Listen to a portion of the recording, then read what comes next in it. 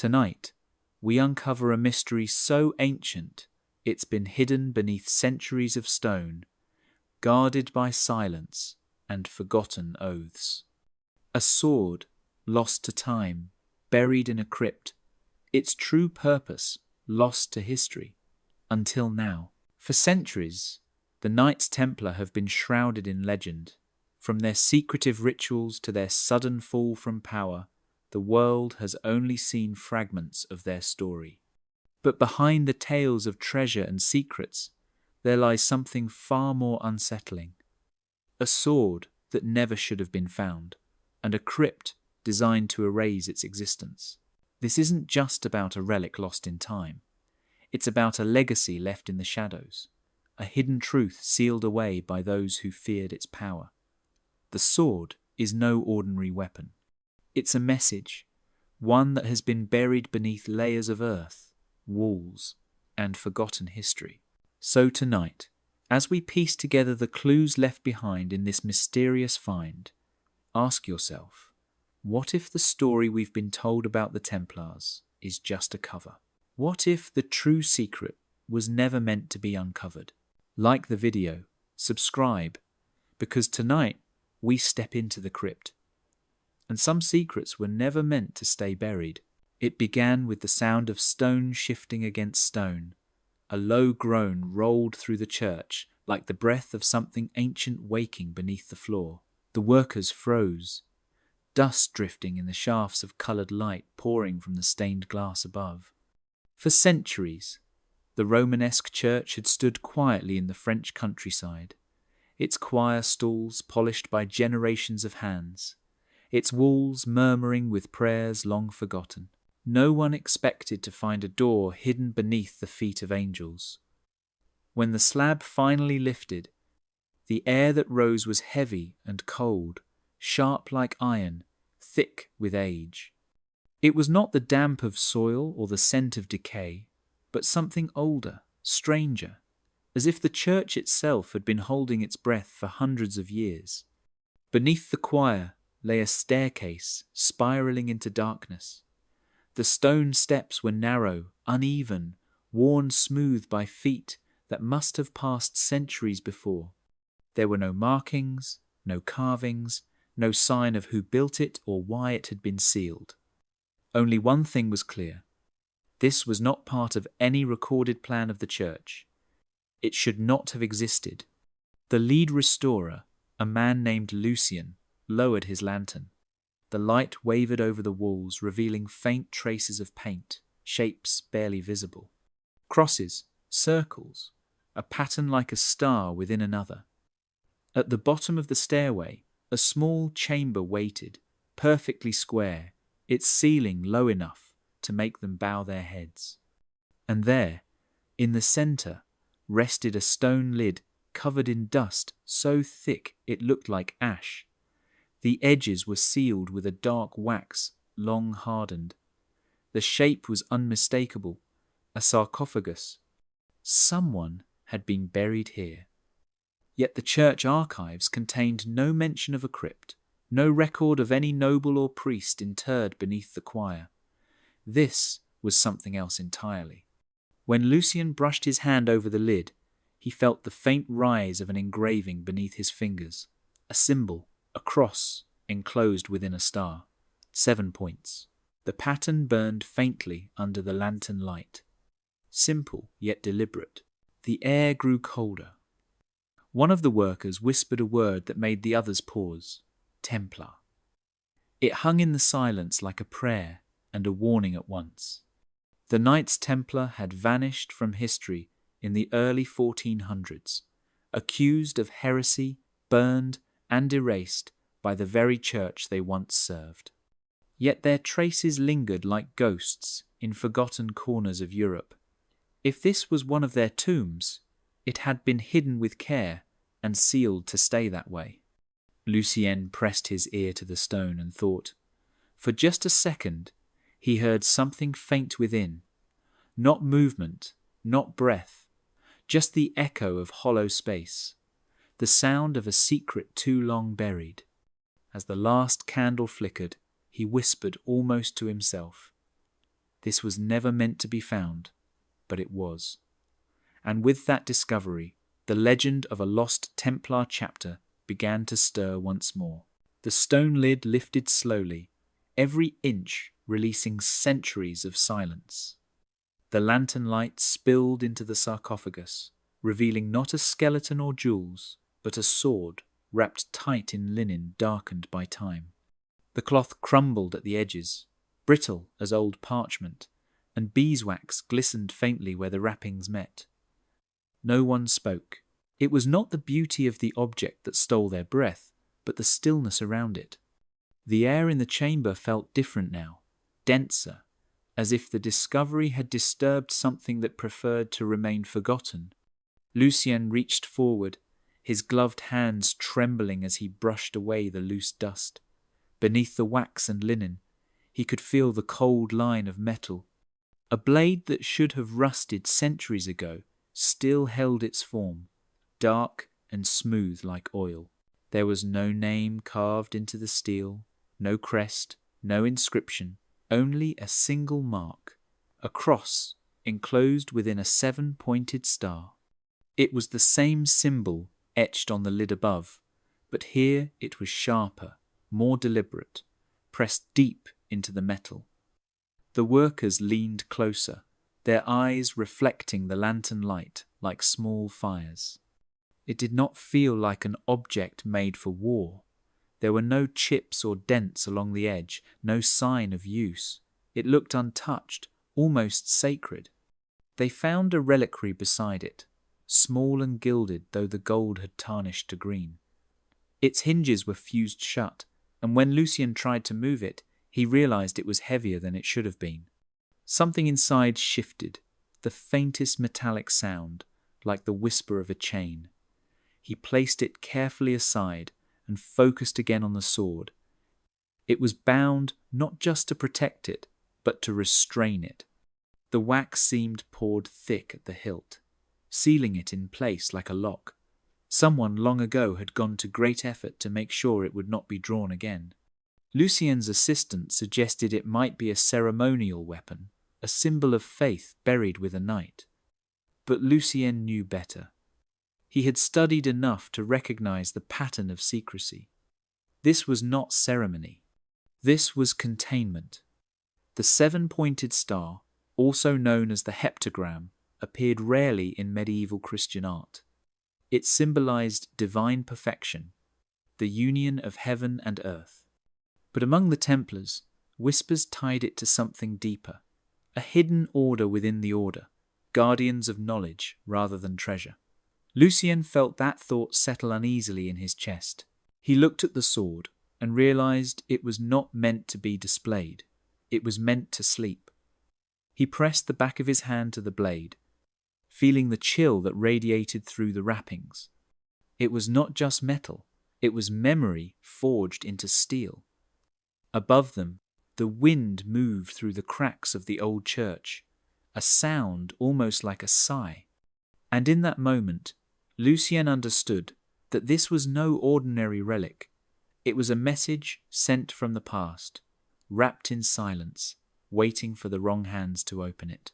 The effigy rested above the sarcophagus, carved from pale limestone worn by centuries of silence.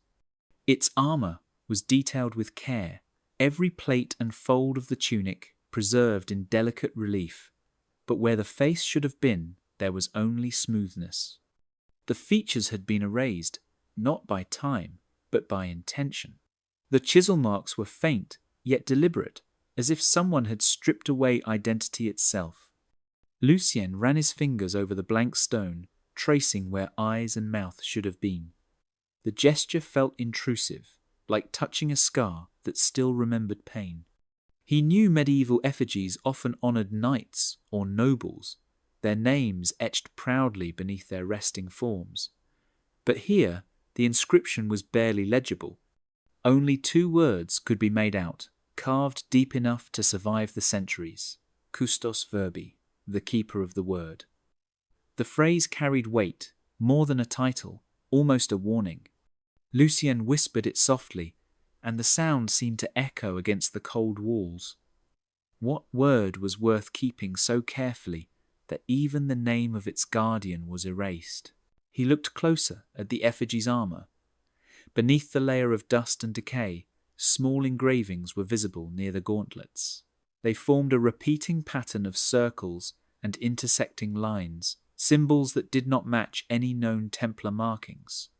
One of the restorers suggested they resembled early alchemical sigils, but Lucien thought they looked older, like fragments of a language half remembered from dreams. The blank face began to take on a strange presence, more haunting than if it had been left complete. It was as if whoever lay beneath had willingly traded recognition for secrecy. The idea unsettled him. Templars were men of oath and hierarchy, but this burial felt personal, hidden even from their own order. The choice to remove the face might not have been an act of erasure, but of protection. If the keeper of the word guarded something sacred, perhaps anonymity was the final seal. Lucien noticed the figure's hands were clasped not around a sword, as most effigies were, but around a small rectangular object pressed to the chest. It was too smooth to be stone and had been carved in later detail, almost like a replacement. Under a thin layer of grime, faint lines suggested the edges of a tablet or codex. A book held where a weapon should have been. He remembered the reliquary beside the sarcophagus, the weight of its hidden contents, and felt a chill. Perhaps this knight had not been buried as a warrior, but as a witness. The keepers were said to preserve the unspoken teachings of the early order, those never written in church archives. If that was true, then the missing face was not a defacement, but a disguise. As the candlelight flickered, Lucien thought he saw shadows shift across the effigy, soft curves of light shaping features that were not there. He blinked, and the illusion vanished. Only stone remained. Still, he could not shake the feeling that beneath that blank surface, a name was still listening, waiting to be spoken again after 700 years of silence. Under the fluorescent light of the restoration lab, the sword looked almost alive. It did not gleam like ordinary steel, but seemed to absorb light, pulling it inward until the edges blurred in shadow. Lucien turned it slowly, the blade catching faint reflections that vanished as quickly as they appeared. It was as if the metal itself refused to be seen, built not to shine but to hide. The linen wrappings had been carefully removed, layer by layer, revealing a weapon that defied explanation. When the metallurgists began their analysis, the results only deepened the mystery. The iron carried traces from two distinct sources that should never have met.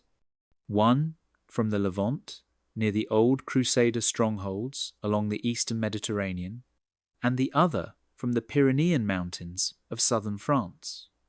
The mixture was impossible by medieval standards. No forge of that time could have combined ores from such distant lands, not without deliberate intent. It was as though the sword had been crafted by hands that travelled across continents, uniting east and west in one secret design. The tests also showed that the metal's density was irregular, denser toward the tip and lighter at the core, giving the blade an unnatural balance. When held upright, it seemed to hover slightly before settling, perfectly still, almost weightless. One of the technicians joked that it behaved like a magnet turned inward, drawing everything toward its center. But Lucien felt something else, something that could not be measured in chemistry or physics. When he looked at it too long, the edges seemed to pulse faintly, like heat rising from a distant road. It was beautiful and unsettling at the same time. The experts speculated it might have been folded steel, similar to Damascus blades brought back by crusaders from the Holy Land. Yet the composition was unlike any known Damascus pattern. It lacked the rippling grain that marked such weapons. Instead, it was uniform, smooth, silent. When they placed the blade under ultraviolet light, faint markings appeared along its fuller, invisible to the naked eye. Not letters, but geometric forms, lines converging around the seven-pointed star near the hilt. The shapes resembled constellations, but none matched the known skies of Europe or the Middle East. The lab fell silent as they studied it, each person sensing that this was not decoration but instruction. Lucien felt his pulse slow. He remembered the title carved on the effigy above the tomb, Custos Verbi, Keeper of the Word, and realized that perhaps the word had never been written, it had been forged instead. The sword was not just a weapon or relic, it was a script in metal, a language without ink. When he set it down, the air around it felt thinner, colder, as if the light itself was being swallowed. Iron that drinks light, that was the phrase, one of the technicians whispered, half in awe, half in fear. Lucien could not disagree. He knew they had not just uncovered a sword, they had woken something that had been sleeping in the dark, and now it was watching. The discovery came quietly, almost by accident. One of the conservators warming a fragment of the sword's old beeswax seal noticed something beneath the surface. As the wax softened, a pattern emerged, delicate and repeating, tiny impressions no larger than the head of a pin. At first they looked like flowers, but under the microscope they revealed wings, legs, and the unmistakable form of bees. Each one perfectly formed, each pressed deep, as if by a seal. The room fell silent. No one in the lab spoke for several minutes. Bees were not a common motif in medieval Christian symbolism. To find them here, hidden in wax, on a Templar artifact, was not just strange, it was impossible. Lucien leaned closer, his breath fogging the glass as he stared. There were dozens of them, arranged in circles, almost like a constellation frozen in amber.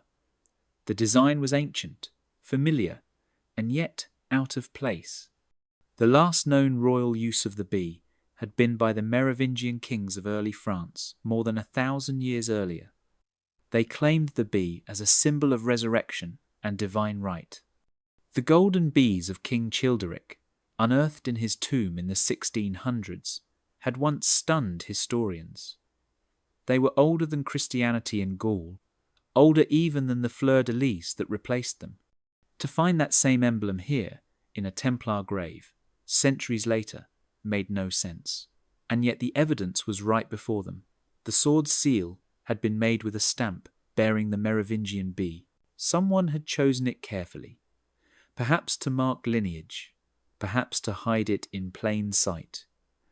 Lucien could almost imagine the scene. A cold chamber, candlelight flickering, a knight kneeling before sealing the blade, pressing the bee pattern into the warm wax before closing the tomb. It was not just a symbol of protection. It was a signature. The question was whose? The Templars were founded long after the fall of the Merovingians, yet legends often tied the two together. Whispered stories of sacred bloodlines, of lost heirs, of knowledge passed from kings to knights. The bee had become a forbidden emblem, scrubbed from royal banners, replaced by the fleur-de-lis to erase the memory of the first kings of France. That someone used it here was deliberate defiance. Lucien felt the hairs on his neck rise. The wax held traces of pollen, even after centuries, and chemical analysis confirmed it came from a species of wild bee no longer native to France. A small clue, but one that spoke of purpose. Whoever sealed this sword had gone to great lengths to find the right wax, the right mark, the right moment. It was as if they wanted to link the blade to a legacy buried even deeper than the Templars themselves.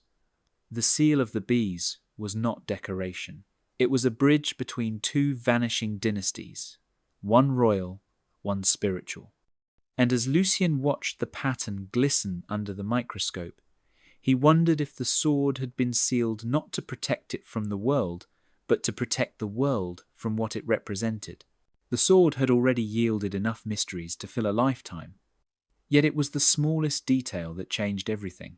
During a routine cleaning, a conservator noticed faint etching along the guard, shallow scratches invisible to the naked eye. Under magnification, they appeared random at first, like corrosion or the marks of an old blade being honed. But when Lucien adjusted the light, a pattern began to emerge. Tiny points, connected by the thinnest of lines, deliberate and geometric. It was not wear, it was engraving. He photographed the pattern and imported it into a digital model. When inverted, the shapes became unmistakable, a constellation. The 7 main points matched the outline of a familiar formation, though not perfectly. It looked like the Pleiades, the cluster known as the Seven Sisters, often linked in Templar and Merovingian lore to the concept of divine origin. But as Lucien layered it over a map of southern France, something startling happened. The points of the constellation aligned not with stars, but with the locations of old Templar commanderies, now in ruins. One near Carcassonne, another at Bézieux, another near Rennes-le-Château, and several more across the Pyrenean foothills. When he traced the lines connecting them, they converged on a single place no longer found on modern maps, a priory whose name had vanished from record some time after the 14th century. Its location, when plotted, fell in a dense forest near the ancient village of Arques, a place long rumoured to hold tunnels and tombs from the Cathar Wars. Lucien stared at the glowing screen, the pattern pulsing faintly as if alive. Could the sword itself be a map? If so, it was not pointing to treasure, but to memory, to something meant to be found only by those who could read its code. He cross-referenced medieval charters and found faint traces of a priory called Saint Vervain, dissolved during the suppression of the Templars. No known ruins remained, but travellers' journals from the 17th century mentioned a chapel deep in the woods, its doors sealed with iron, marked by a cross and 7-pointed star, the same symbol etched on the blade. It was too precise to be coincidence. Lucien felt a strange pull in his chest, the kind of curiosity that borders on fear. If the coordinates were real, they formed a path, one that connected the sword, the bees, and the erased knight in one unbroken line. The map was not painted or drawn. It was hidden in the patina of the weapon, meant to be revealed only when the blade had aged enough to show its secret. Whoever forged it had known it would one day be rediscovered. Outside the lab, the rain fell against the windows, steady and rhythmic. Lucien leaned closer to the image, tracing the final point where all the lines met. A place forgotten by history, unnamed by the church, marked only by starlight engraved in iron. He whispered the words carved on the tomb, Custos Verbi, keeper of the word, and wondered if this was the word itself, a message written in the sky and sealed in steel, waiting centuries for someone to read it. By the laws of the Templar order, no knight was to be buried with earthly possessions. The rule of the temple, written in the 12th century and revised under papal authority, demanded simplicity in death as in life. No gold, no ornaments, no weapons. The sword was to serve the living, not follow them into the grave. Yet here, beneath the choir of an ancient church, lay a blade entombed like a saint's relic. It defied doctrine, defied hierarchy, defied reason. Lucien could not stop thinking about that contradiction. A single object, buried against every regulation of the most disciplined order of the Middle Ages. Either this knight had broken the rule, or he had obeyed a higher one. The more he read, the stranger it became. Surviving Templar statutes described punishment for such acts as severe, even posthumous. Graves were to be opened, relics removed, and property returned to the order. But in this case, The burial had been sealed, protected, even hidden. Someone powerful had sanctioned it.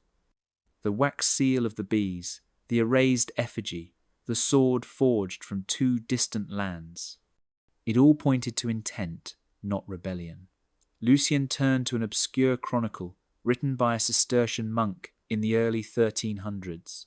It mentioned a group within the Templars known only as the Custodes Verbi, the keepers of the word. Their duty, according to the text, was to guard the fragments of a revelation deemed too dangerous for the Church to canonize. They took oaths not to the Pope, not to the Grand Master, but to the Word itself.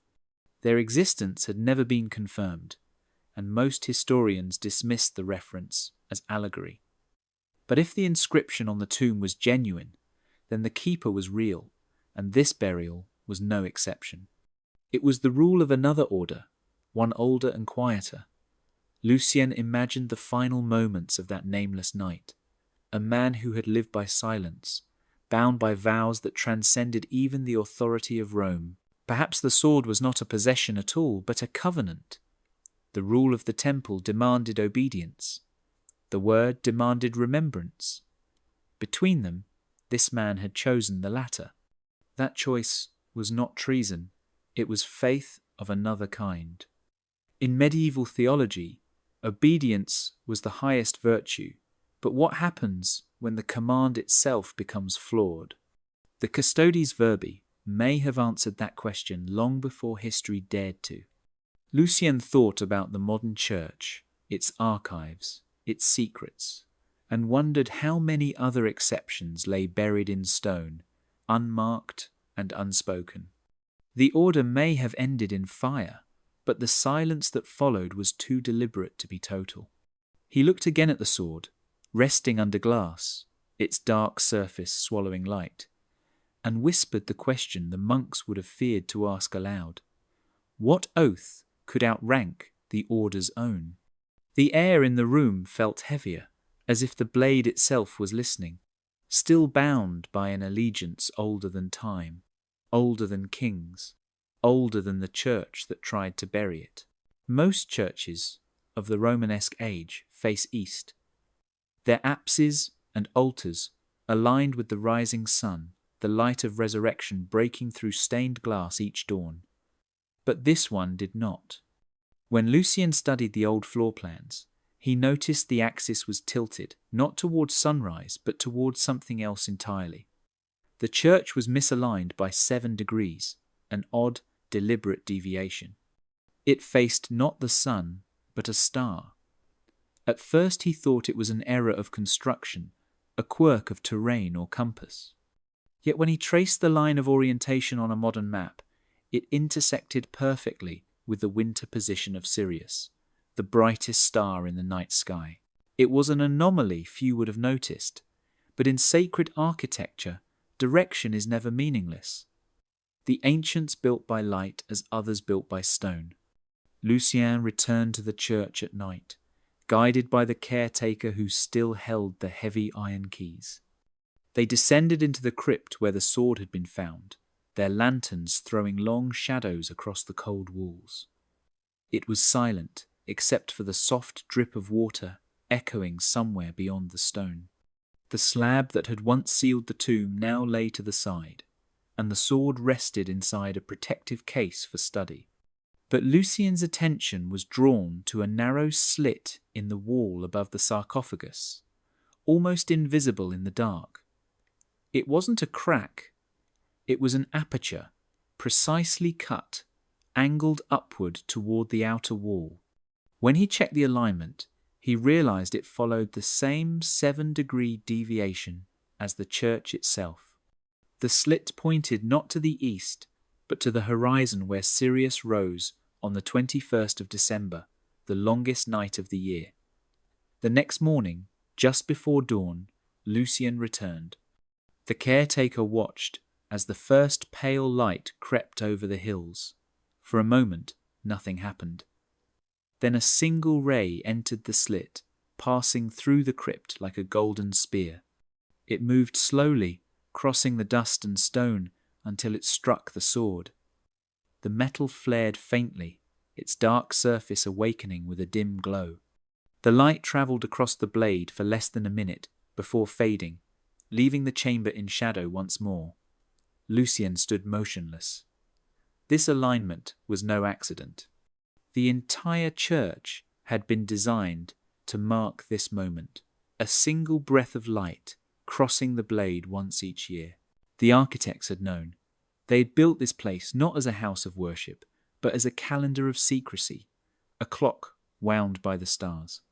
He thought of the custos verbi, the keeper of the word, and wondered if the light was a kind of signal, a renewal of an ancient vow. Perhaps on that day each year, the word was remembered, if only by the stones themselves. The church faced the wrong way for a reason. It was not watching the sun, it was watching the star that never sleeps. And beneath its gaze, a sword waited in silence for the return of its light. The clue came not from a crypt, but from paper.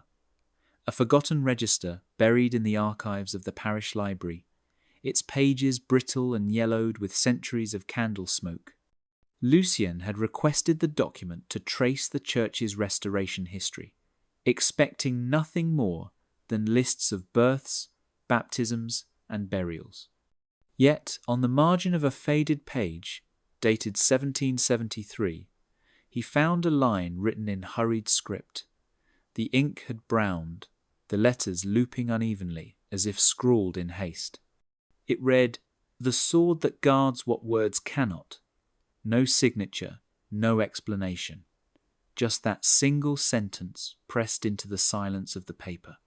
He traced it with his gloved finger, feeling the faint indentation of the quill that wrote it. The phrase echoed too precisely to be coincidence. The sword that guards what words cannot.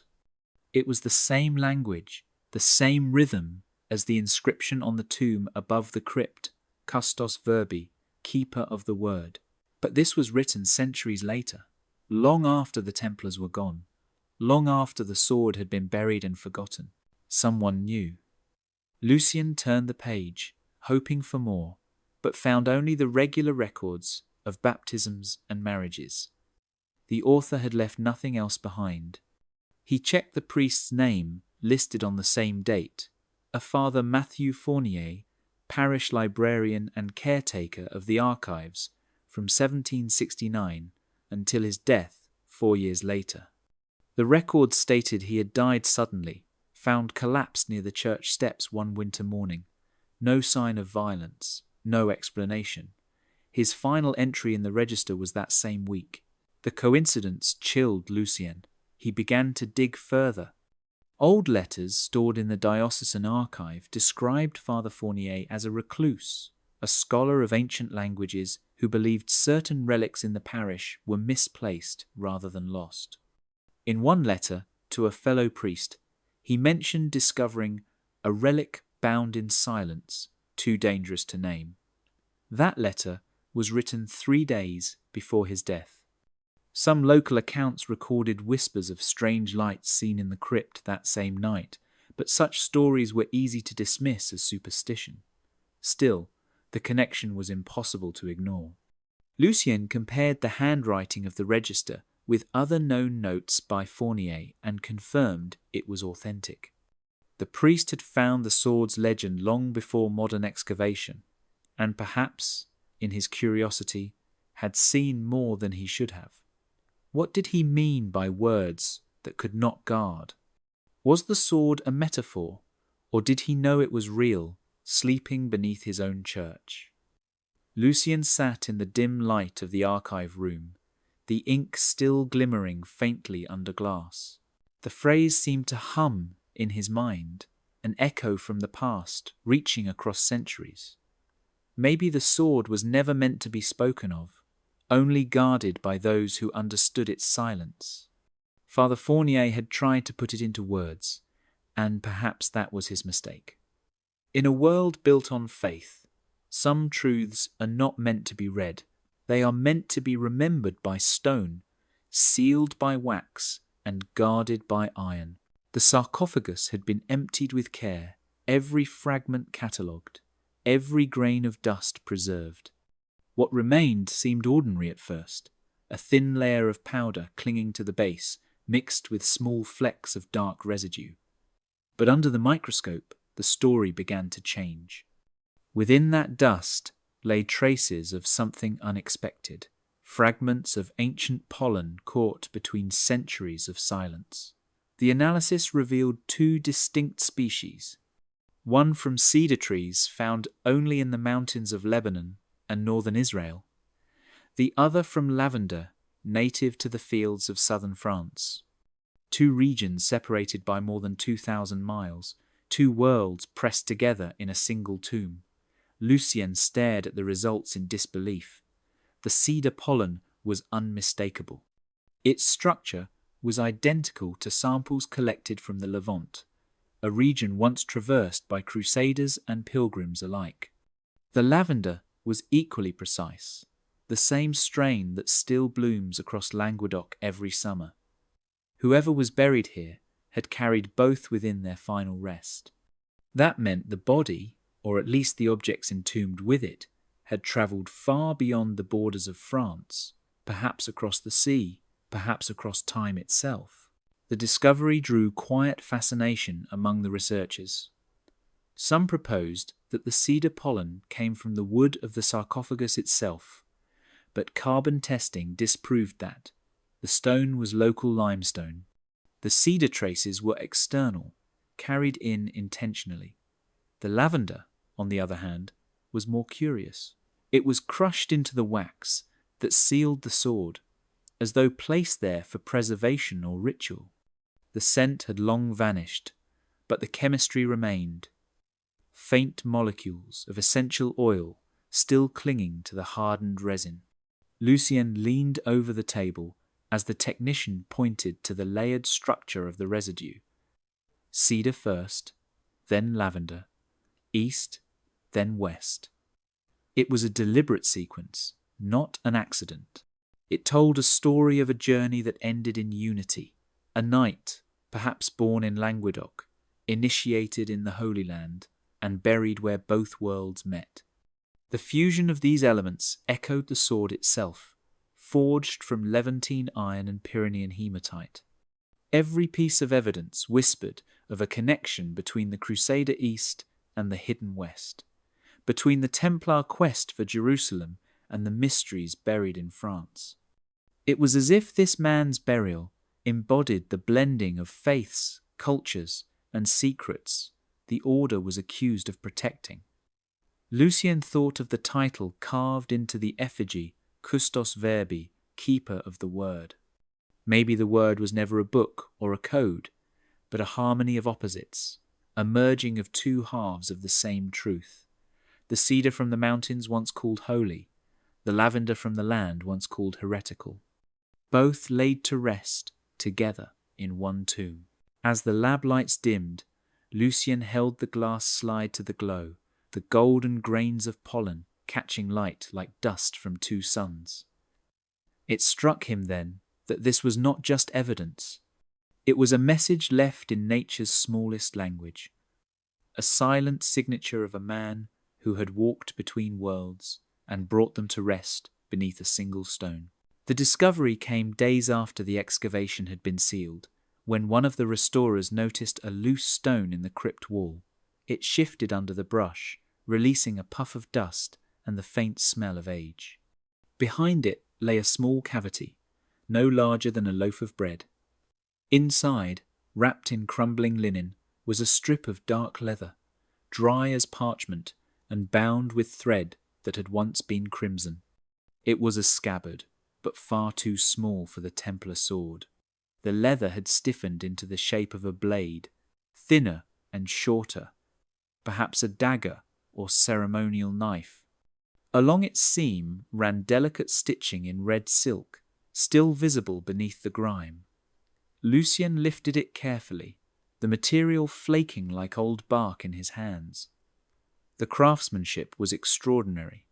Even after centuries, the silk thread had not completely faded, and the leather bore faint traces of embossed symbols, a cross, a star, and a tiny shape that looked like a chalice or cup. But when he tilted it toward the light, he realized it was not a cup at all. It was an open circle intersected by a line, more like a sigil than a vessel. Something shifted inside the scabbard, the sound of paper against leather.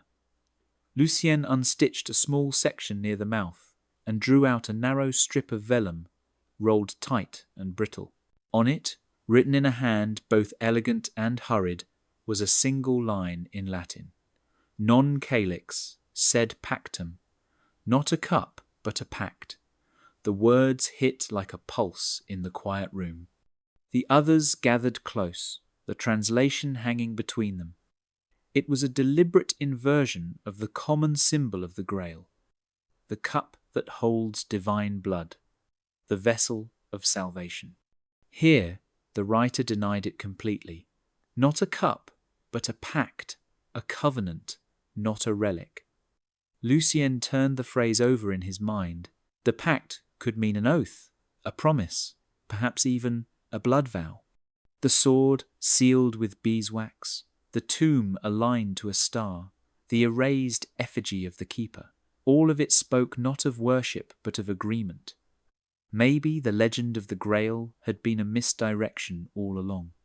The true relic was not an object to drink from, but a bond between those who knew its meaning. He examined the inside of the scabbard again. The lining was made of linen that carried faint stains, darker at the tip, like residue from oil or blood. It had been used not for battle, but for ritual. The dimensions matched no weapon they had found, suggesting something else had once been buried here and removed long ago. Perhaps the sword they discovered was the replacement, the keeper of the pact after the original relic had been taken. Lucien laid the vellum beside the beeswax fragments and whispered the Latin aloud. Non calix, sed pactum. The sound of the words seemed to settle into the stone, soft but unyielding. Not a cup, but a pact. Not salvation through faith, but through promise. It was not just a message from the past. It was a reminder that some truths are bound by oath, not by scripture, and that every pact has its price. Lucien had walked the nave 100 times before noticing it. The floor was plain at first glance, its tiles arranged in alternating tones of limestone and slate. But one afternoon, standing on the gallery above, he saw the pattern that only revealed itself from height. The rows of stone curved subtly toward each other, meeting in two interlocking arcs. From above, it was unmistakable. The shape of a vesica piscis, the almond-like figure formed by the intersection of two circles. It was one of the oldest symbols in sacred geometry, representing balance, creation, and the meeting of heaven and earth. Yet here, in a church built centuries after such designs had faded from fashion, it felt deliberate, almost secret. He climbed down slowly, tracing the outline with his steps. The curves were perfect, precise to a degree that suggested calculation, not accident. At the center where the arcs crossed, a tile darker than the rest bore a faint mark, the same 7-pointed star found on the sword. He called the others over, and together they mapped the proportions. The ratio matched the geometry used in early Templar chapels, designed to mirror the proportions of Solomon's temple in Jerusalem. The vesica was not decoration, it was alignment. When they placed a replica of the sword along the long axis of the shape, the hilt pointed unerringly toward the eastern wall of the church, but not to the altar.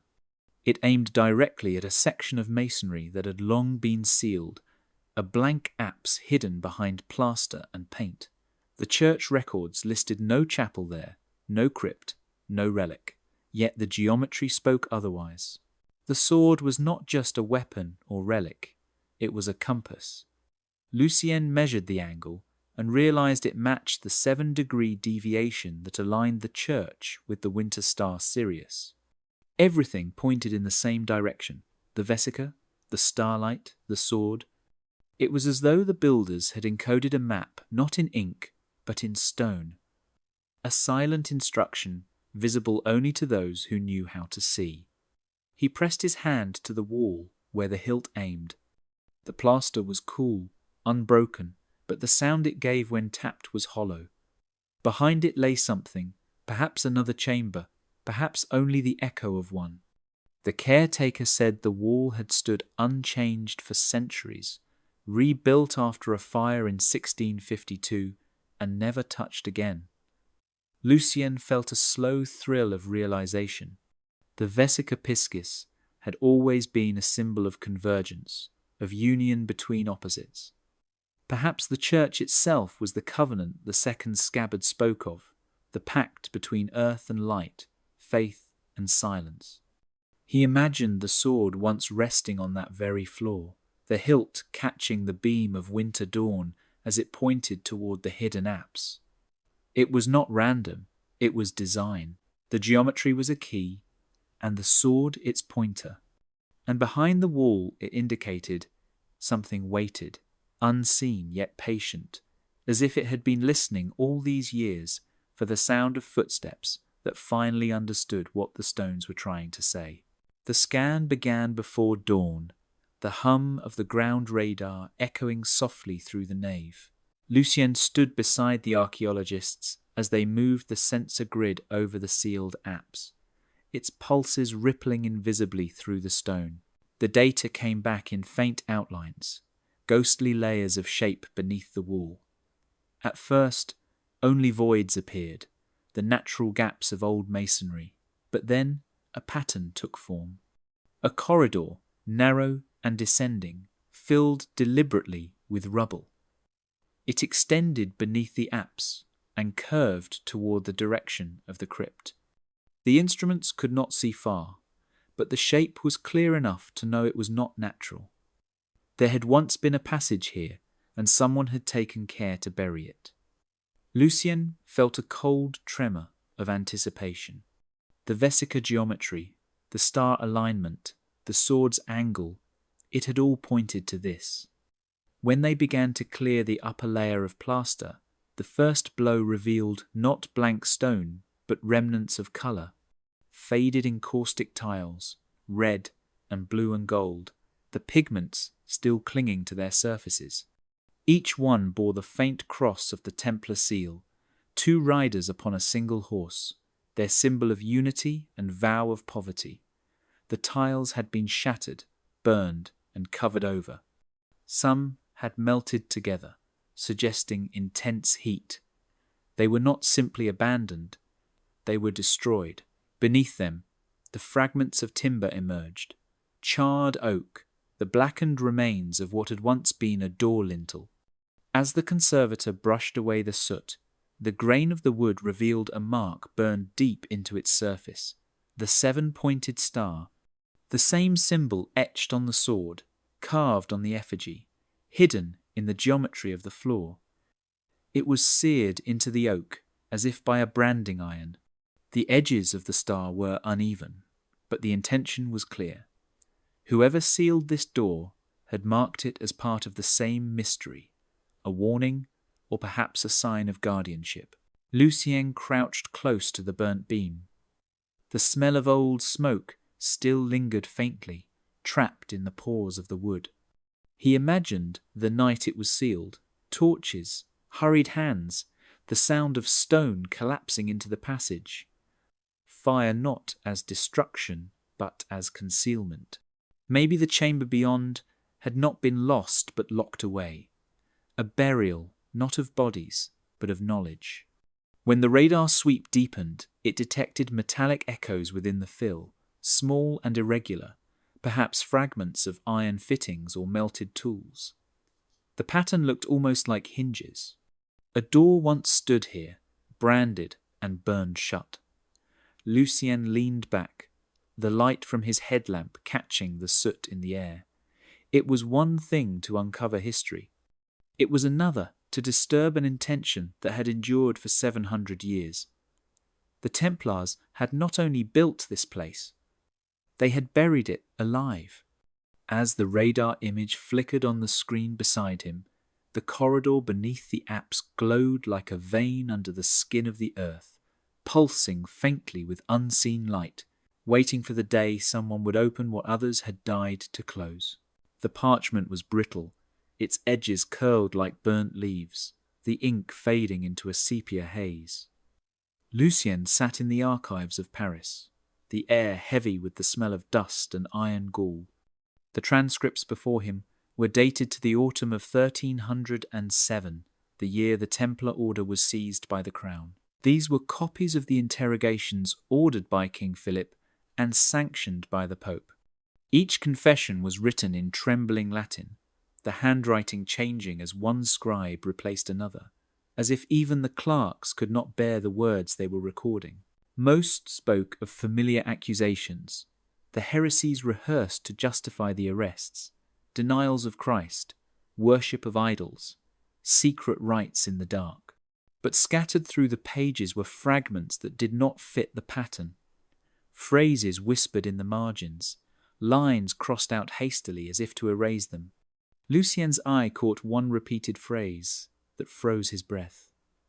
Verbum ferrum servat, the word kept in iron. It appeared in 3 separate confessions, each from a different region of France. The wording was identical, as if rehearsed, or as if quoting something known within the order. The scribes never translated it, perhaps not understanding what it meant. One prisoner, a sergeant named Renaud of Poitiers, described being shown a relic sealed in metal, not a chalice, not a cross, but a word bound in iron that no man could read aloud. Another, tortured beyond reason, confessed to guarding a sword that was never drawn, a relic that was not a relic. His statement ended abruptly, the ink smeared as if by a shaking hand. The phrase returned again in the trial of a commander from Toulouse. He claimed that the true treasure of the temple was not gold, but a covenant forged of blood and steel, the pact between heaven and earth. He called it the verbum pactum, the word of the pact, and said it was buried far from Jerusalem to keep it from those who would twist it into power. The inquisitors dismissed the statements as delirium, the mutterings of men broken by pain. But Lucien knew better. The consistency of the words, the imagery of iron, the denial that the relic was a relic, all of it matched what they had found in the crypt. The sword sealed with wax and bees, the inscription of Custos Verbi, keeper of the word, and the vellum declaring not a cup, but a pact. These confessions were not madness. They were memory disguised as blasphemy. Each man had tried to speak without speaking, to preserve what could not be named. Lucien imagined them whispering under torchlight, their voices hoarse, their eyes fixed on something beyond fear, the word kept in iron, a sword that was not a weapon, a relic that was not a relic, a truth so dangerous that it had to be buried in both stone and silence. As he read the final line, Lucien felt the centuries collapse between them. They had not died protecting treasure. They had died protecting language itself, a language too sacred to speak. The scabbard had already yielded its secret once, the vellum strip that read not a cup, but a pact. But when the conservators carefully separated the inner lining from the brittle leather, another fragment appeared, so faint it could easily have been missed. It was a sliver of parchment no larger than a finger, pressed flat between layers of decayed fabric. The ink had bled and spread, but under ultraviolet light the words came through in broken Latin. Custodiae sanguinem, non aurum, foedus, non pecuniam. To protect lineage, not loot. Covenant, not coin. The phrase pulsed on the screen like a heartbeat. It was not a prayer. It was a vow. Lucien read it again slowly, each word heavy with intent. It overturned everything the world believed about the Templars. They had been accused of hoarding wealth, of hiding treasure, of trafficking relics for power. But this fragment spoke of an entirely different guardianship, not of gold, but of blood, not of fortune, but of promise. The sword they had found was not forged to kill or conquer. It was built to guard the keeper's oath. That was how Lucien began to think of it, a vow carried in silence through centuries of persecution and war. He imagined the knight who once held the sword, kneeling before his brothers in a candlelit chamber, repeating the words in a voice steady and sure, to protect lineage, not loot, covenant, not coin. It was more than loyalty to an order. It was loyalty to an idea, perhaps even to a bloodline. The Templars had long been rumoured to protect something living, not an artifact, but a secret of flesh and blood, something that carried the essence of the divine. Maybe the Custos Verbi, the keeper of the word, was never guarding an object at all. Maybe he was guarding people. Lucien thought of the cedar pollen from the Levant, the lavender from Languedoc, the merging of East and West. The words of the oath fit that pattern perfectly. A covenant that united two worlds, preserved not in scripture but in bloodlines. He began to suspect the sword itself might have been a symbol of that oath, its iron not meant to strike but to seal. The black sheen that absorbed light, the beeswax that preserved it, the wax marked by bees, the emblems of immortality and rebirth, all of it spoke of preservation, not destruction. The sword was a vessel of protection, a silent guardian. He looked again at the effigy's erased face and realized it was not shame or anonymity, it was sacrifice. The keeper had given up his name so the lineage he protected could live without burden. The oath demanded silence, and he had obeyed. Lucien held the image of the parchment close to the light and whispered the words softly, Custodia sanguinem, non aurum, feudus, non pecuniam. It sounded less like a vow and more like a prophecy, a reminder whispered through the centuries that some treasures are not meant to be seen, only kept alive in the veins of those who still remember. When the reliquary was finally opened, the air that escaped from within was dry and faintly metallic, the smell of centuries locked away. Inside lay no bones, no jewels, no sacred fragment as the church might have expected, but something far humbler. A single leather glove collapsed into powder, its form barely holding together. The leather had turned grey and brittle, the stitching no more than faint threads of ash.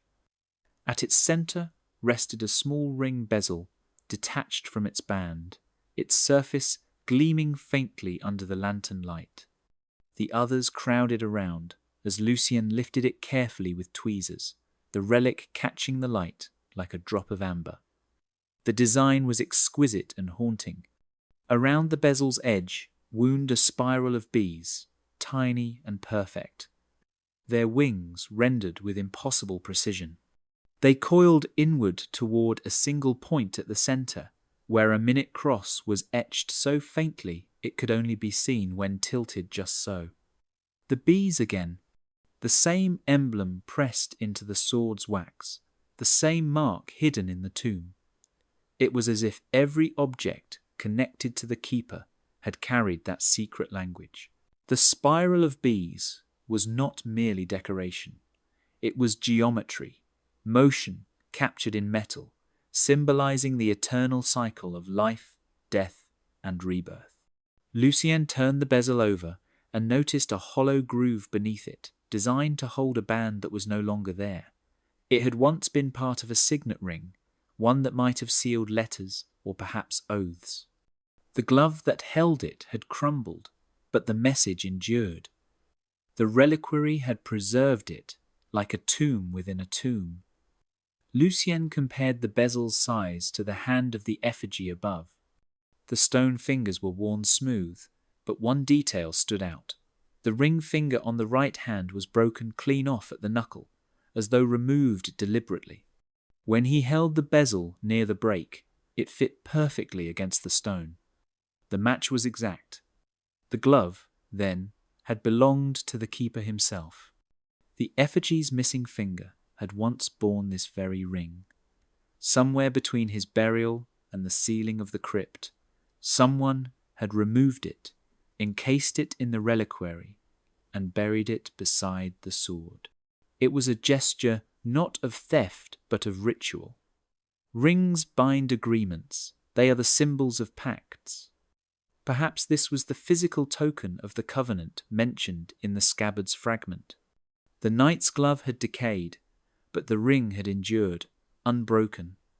Lucien placed the bezel back into its box, his reflection caught in its faint golden glow. The bees seemed to shimmer as if alive, circling their invisible centre. The words of the keeper's oath echoed in his mind: lineage, not loot; covenant, not coin. And he realized the ring was not meant for power or authority. It was meant for remembrance, a seal of a vow that had survived long after its bearer had turned to dust. The glove was gone, but the promise it carried still clung to the metal, patient, waiting, as if the oath itself had never died. The story had survived only in whispers, passed down through generations of villagers who no longer believed in ghosts, but still lowered their voices when they spoke of that night. It was the winter of 1793, a year when France bled beneath the weight of its own revolution. Churches were being stripped of relics, their bells melted for cannon, their priests driven into hiding. Yet in this quiet valley, one church remained untouched, its doors locked, its windows dark. That was the night the three lanterns appeared. The storm had been fierce, the kind that seems to tear the sky apart. Sheets of rain lashed the village roofs, thunder rolling over the hills like cannon fire. But just past midnight, a shepherd returning from the lower fields saw lights moving along the old road that led to the church. 3 of them, small and steady, swaying in the wind like stars trapped in glass. He watched them approach, the figures behind them barely visible through the storm. They walked in single file, cloaked and hooded, their steps deliberate, their pace unbroken by the wind. The shepherd swore that the rain seemed to avoid them, falling everywhere except upon the circle of their light. When they reached the church gate, the tallest figure raised his lantern and the door opened without a sound, though the key had been lost for years. The 3 slipped inside and the door closed behind them. The shepherd waited, thinking perhaps they were thieves or priests in flight, but no one emerged. Hours passed before exhaustion overcame fear, and he stumbled home to tell his story. By morning, the storm had broken. The air was clear, the earth steaming with mist. When the villagers came to the church, they found fresh mud on the steps and the faint smell of smoke in the air. The caretaker unlocked the doors and found the nave quiet, except for the trail of wet footprints leading to the choir. Beneath the choir, the stone slab of the crypt had been disturbed. The seal was cracked, but the hatch had been closed again, smeared with new mortar still damp to the touch. The men pried it open, but found nothing inside except darkness and the heavy air of old stone. Whatever had been done there was done in silence. The following day, the priest ordered the hatch resealed and never spoken of again. Over the years, the story faded into legend, retold by elders beside fireplaces when the wind howled through the trees. 3 lanterns, 3 shadows, 3 vows renewed beneath a storm. Lucien read the account in a faded parish chronicle and felt a shiver crawl up his spine. The date matched the height of the revolution, when sacred relics were being hunted and hidden. Perhaps the sword had been moved then, or reburied, its guardians returning for one last act of protection. The night of the 3 lanterns was not a haunting. It was a warning, or maybe a promise, that some oaths are eternal, and that even in the age of reason, there are still keepers who walk unseen. The sword was not what it seemed. It gleamed with a flawless shine, the kind of luster that suggested a weapon of unmatched skill and power. But as Lucien ran his fingers over the blade, something caught his eye. The edge, sharp as a whisper, didn't bear the expected nicks of battle, no dents or scratches that one would expect from a weapon used in skirmishes or wars. Instead, there were grooves. Fine, precise, and unnervingly regular. They weren't random marks. They were too perfect, too calculated. The kind of lines you'd see etched into delicate parchment or carved into wood, not a blade meant to cleave through armour. Lucien peered closer, using a magnifying lens to examine the edge with a newfound urgency. The grooves ran in neat rows, like they had been etched into the metal with the utmost care. It was as though the blade had been used to write, not to fight. The realization struck him like a bolt of lightning. This was no sword used in battle. This was something different. The sword's edge had been scored with precision, like a tool used to inscribe words, symbols, or perhaps even secrets. It was a sword, yes, but it had been wielded as a scribe's instrument, not a warrior's. The history of swords was filled with tales of their use in war, in personal duels, and in acts of valour. But this sword, was an enigma. If its edge had been used to inscribe, it suggested something far beyond the realm of fighting. This was a weapon meant to protect, but also to preserve something important, something sacred. Lucien's mind began to race. What could a sword be used to write? What kind of messages could be so important that they needed to be etched into metal with such care and intention? The grooves were too deliberate to be an accident. They weren't there because of a careless battle or an impromptu skirmish. They were part of a design, part of a greater purpose. This sword, this strange, unsettling object, was not just a weapon. It was a key. Perhaps not in a physical sense, but in a metaphysical one. It was a tool used to carve out messages or symbols meant to be understood only by those who knew how to read its markings. Lucien thought back to the fragments of Latin he had uncovered, the references to ancient pacts, to oaths, and to legacies. What if this sword had once been used to record these secrets? What if it had been used to write a story, one that had been hidden away for centuries, only now coming to light? His mind flashed to the parchment rods he had seen in the Templar archives, their surfaces marked with similar etchings, the kind of writings that required a delicate hand and a steady eye. The idea that this sword could have been used in such a way filled him with awe and dread. The grooves on the blade were more than just marks. They were evidence. Evidence of a story that had been carved into the fabric of history, one that had been kept secret for centuries, waiting for someone to discover it. Someone like him. The blade had never been used to kill. It had been used to preserve, to write, to protect. The cut that wasn't made was the most important one of all. Lucien stood at the centre of the chapel, the air thick with the smell of old stone and dust. The crypt had always felt ancient, like it was holding its breath, waiting for something to happen. He wasn't sure why he had returned to this place again, but it called to him like a whispered secret he couldn't quite understand. Today, the chapel felt different. There was something in the air, something faintly vibrating at the edge of his awareness. He had been here before, but this time the atmosphere was charged with a strange tension, like a storm about to break. His eyes fell on the apse, where the stonework seemed to shimmer, as if it were responding to some unseen force. Then it came, a sound.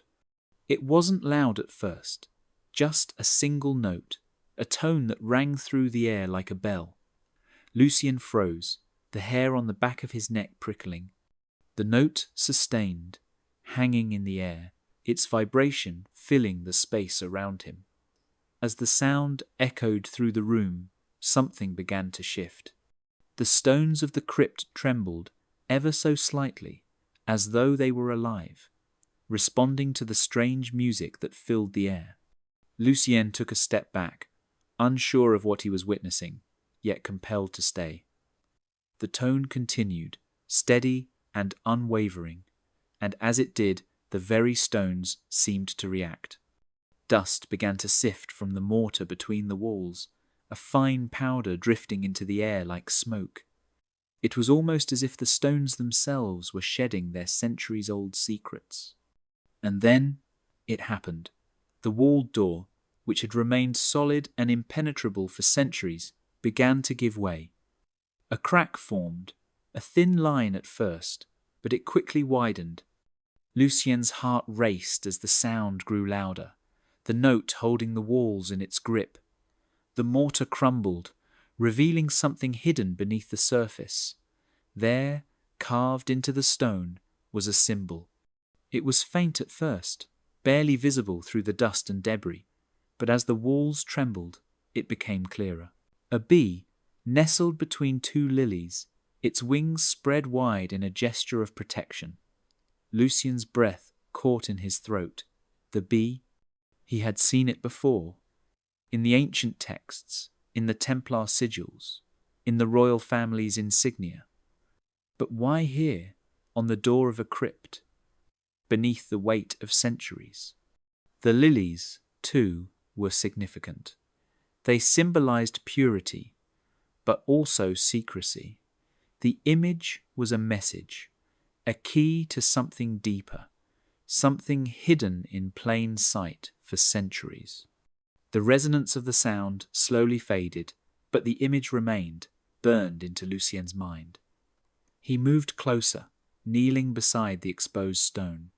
The symbols were as clear as day, and yet they carried with them an ancient weight, as if they had been waiting for someone to find them. This was no coincidence. This was a sign, a revelation, an invitation to uncover the truth that had been buried for so long. Lucien traced the edge of the carved bee, his fingers trembling. The door had opened, but what lay beyond it was still unknown. The choir's discordant note had summoned this moment, and now he had to find out what secrets it was guarding. Lucien hesitated for a moment as he stepped through the now exposed crack in the wall. The sound of his boots scraping across the stone floor echoed through the narrow passageway. The chamber beyond was dimly lit, the only source of light coming from a small crack in the stone that allowed the faintest glimmer of daylight to filter through. The air was cool, damp with the scent of earth and age. As his eyes adjusted to the darkness, he could see the faint outlines of what appeared to be an oratory. It was smaller than he had imagined, and yet the sense of purpose it conveyed was undeniable. He stepped forward, cautiously, as if any wrong move might disturb something ancient and delicate.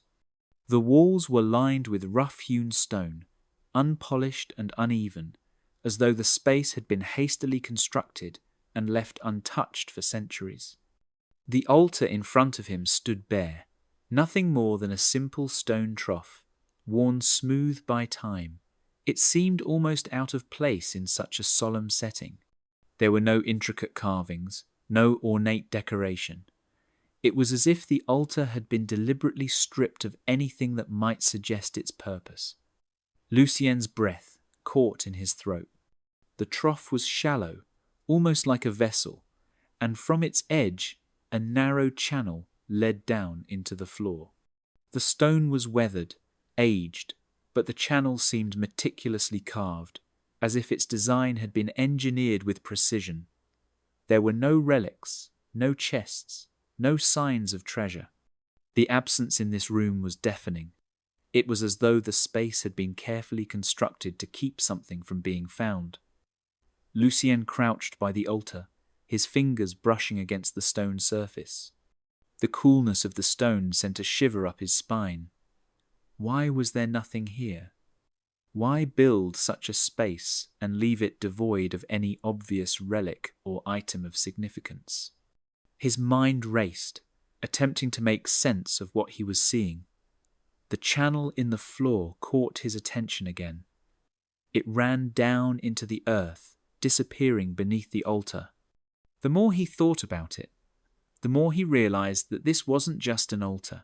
This was a deliberate construction, an empty space designed to conceal.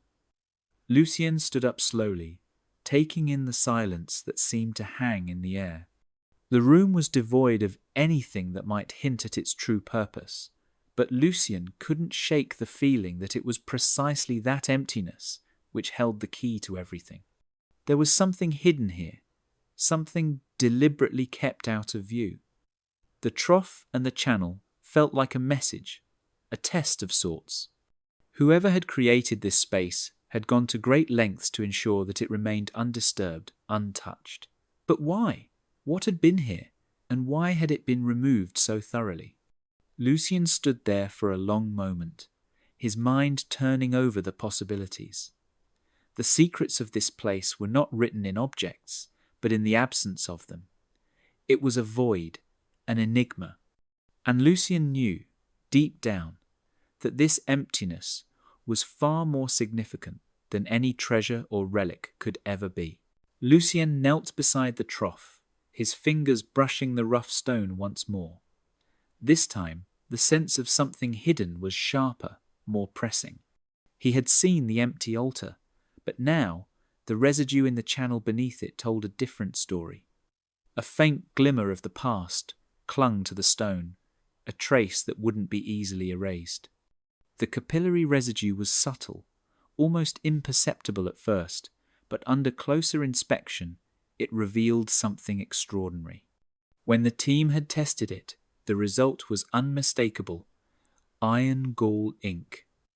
The substance had survived, hidden in the cracks of centuries-old stone, and it held a secret buried beneath the altar. Lucien's mind raced. Iron gall ink was used for centuries, a key part of medieval manuscripts, letters, and records. It had been crafted from tannin, often drawn from oak galls, and mixed with iron salts to create a rich, dark ink. What had happened here, beneath the altar, where parchment had been dissolved? Words had once been poured into the earth, their very essence disintegrated into the soil. This place had been more than just a space of worship or secrecy. It had been a place where knowledge, perhaps sacred and dangerous, was deliberately erased. The parchment had not been burned or shredded. It had been dissolved, turned to liquid, and allowed to seep into the earth itself. It was as if the very words, the records, had been erased, hidden from the world. As if the act of writing had been considered too dangerous to be allowed to remain. Lucien felt a shiver of unease as he imagined what those words might have been. Who would have gone to such lengths to make sure that knowledge was removed from history?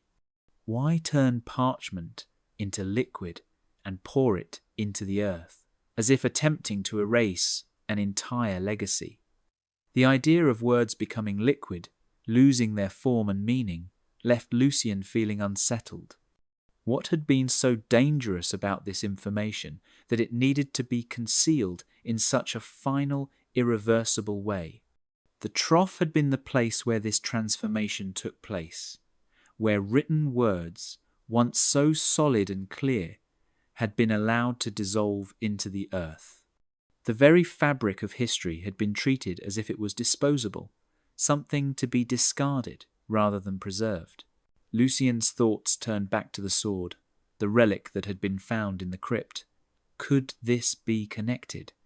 Had the sword, perhaps, been part of some ritual meant to guard against these words, against the knowledge that had once flowed through this chamber? The ink residue in the trough was more than just a curiosity. It was a clue, a tangible reminder that history, knowledge, and language had once been more than just stories. They were the foundation of power, the guardians of secrets, too dangerous to be written down. Lucien stood slowly, his mind turning over the implications of what he had just uncovered. He had seen the absence before, the silence in the chamber. But now it was clear. The silence had been created by design. The word had been in the water, hidden beneath the surface for centuries, and now it was up to him to figure out why. Lucien stood in front of the niche, staring at the small socket carved perfectly into the stone. It was as if the sword had always been meant to fit there, like the niche had been waiting centuries for its return. The tang of the blade was smooth in his hand, its weight still a strange comfort despite the overwhelming mysteries it carried.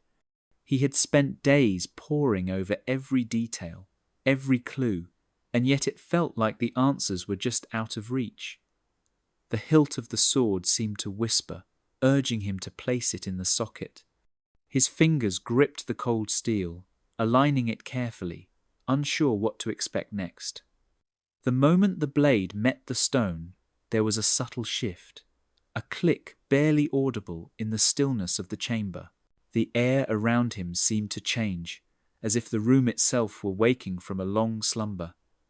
He stepped back, eyes wide, watching as the sword's presence in the niche did something that felt almost impossible. A sliver of light cut through the darkness of the oratory, and a thin crack appeared in the wall. It was no ordinary light. It wasn't just the flicker of torchlight or the faint glow of daylight filtering through cracks. This was something intentional, something ancient. The blade had done it. Somehow, by simply being placed in the socket, it had activated a mechanism, aligning the oratory with a star pattern. It was as if the stars themselves had been waiting for this precise moment to reveal their secret. Lucien moved closer, heart racing. The crack in the wall widened just enough for him to see inside, and there, hidden in the shadows, was a final cachet. A single beeswax tablet lay within. Its surface was smooth, unmarked, but Lucien could feel its weight, its significance. This was the end of the trail, the final piece. The tablet was as old as the secrets that had been buried here, perhaps older. He reached for it carefully, his hands trembling. The beeswax felt warm to the touch, as though it had been preserved by something more than just time. The surface was untouched, no carvings or symbols that might offer an immediate explanation. Lucien's breath caught in his throat as he turned the tablet over in his hands. The edges were softened by centuries of wear, but the wax had not decayed, had not crumbled. It was as if it had been waiting for this moment too, preserved for him alone. The puzzle was nearly complete. This tablet, this simple, unassuming piece, held the last key to the mystery that had consumed him.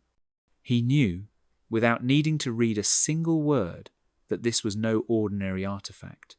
This was the final step in unlocking something far deeper than anything he had imagined. The sword had been the key. It had unlocked the oratory, the wall, the hidden cache, and now it had led him here. Lucien felt the weight of the moment settle around him. There was no turning back now.